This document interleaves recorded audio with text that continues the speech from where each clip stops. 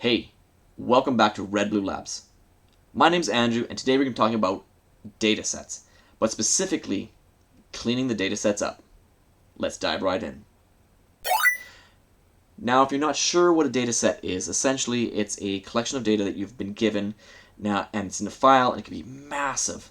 And if you're like me, you work with Shodan or you work with log files, and some of these files can be just massive, hundreds of thousands of lines, and you need to pull specific data out of it. Sometimes you're going to be getting data sets that you need to be doing repetitive tasks on over and over and over again.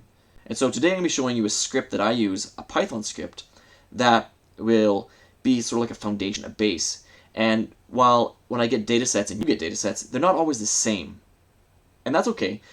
But we can use this base script that I'm going to be showing you and make modifications to it. And it's going to make your life a lot easier. Okay, so here's a scenario, and you might be familiar with it.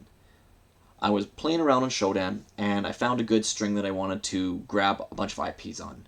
So I did a Shodan grab in the terminal, and I got a list of about 5,000 IP addresses. Awesome. The file where I grabbed all that data, we'll take a look at it right here. I have some data that isn't going to be great. These commas at the end are kind of messy, and I could go through there manually and do it. Well, that's gross, because if we look at how many lines we have in here, we can confirm that we've got 5,000 lines in there, and that's gross, and I don't want to sit there for hours doing it. So this is where my Python script comes in, where it's a base, and we're going to do some modifications on it and see what comes of it. Let's take a look at the code. It's pretty straightforward. The way that I write code is this is kind of my style. But let's take a look at some of the specific things in the code, and I'll explain a little bit about it. So we start off line 1, we're importing sys. Now this is important because we are going to be actually grabbing a file name from the terminal in a minute when we run this code. So this is down here where we're going to be sending the name of the file, this file here, output 2, into the function, which I've called getFile. Okay, go down to line number 2, where I create a empty array, and I like to do this because I have an array. There's nothing in it, but when I do some loops inside of functions, I can fill that array outside of the function and have it be available to other functions or other kind of work that I'm going to be doing on it. So that's why I create arrays outside of functions. We're going to be opening that file with some basic file handling. Sent file right there. We're going to be reading it. Awesome. I also do another file object here, I've called it object output. We're going to open it, and it's going to be called sanitize2. Sanitize. And I'm going to call it sanitize2 just to see that this thing is working and we can see it.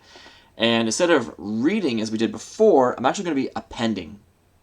So that means that we're going to be popping new data in a loop, and it's going to be appending to the end of this file. And you put a plus sign there so that if that file never existed before, with the plus, it's going to be like, here we are. We've got a new file. Create it, please. We're going to create another object here. It's called lines. Arbitrary name. I just gave the name lines. And we use the file object of f, and we're going to read lines and put each of those lines into that object, effectively creating kind of like an array that we can call on and loop through, which is what we do when we get to line 9.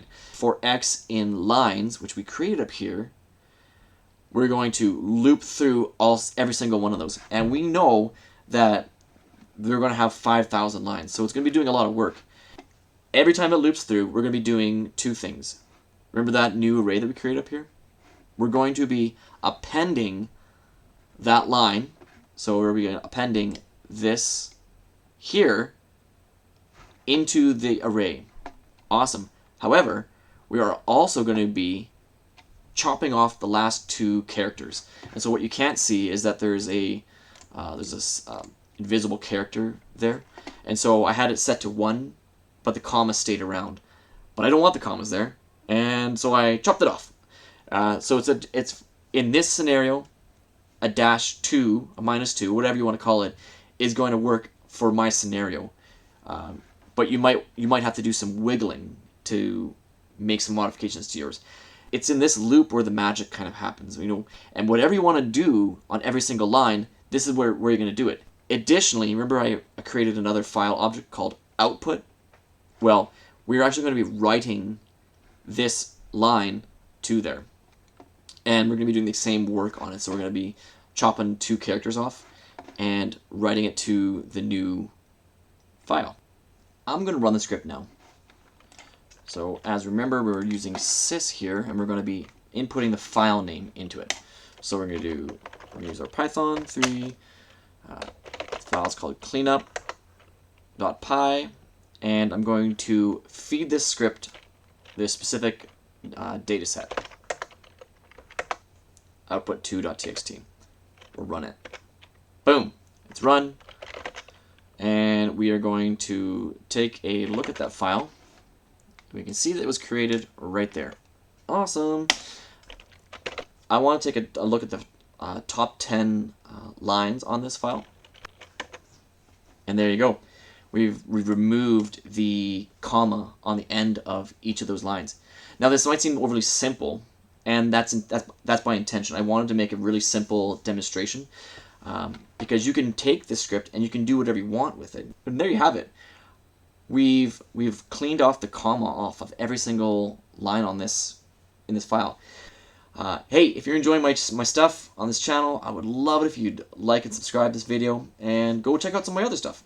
Hey, talk to you soon. Bye.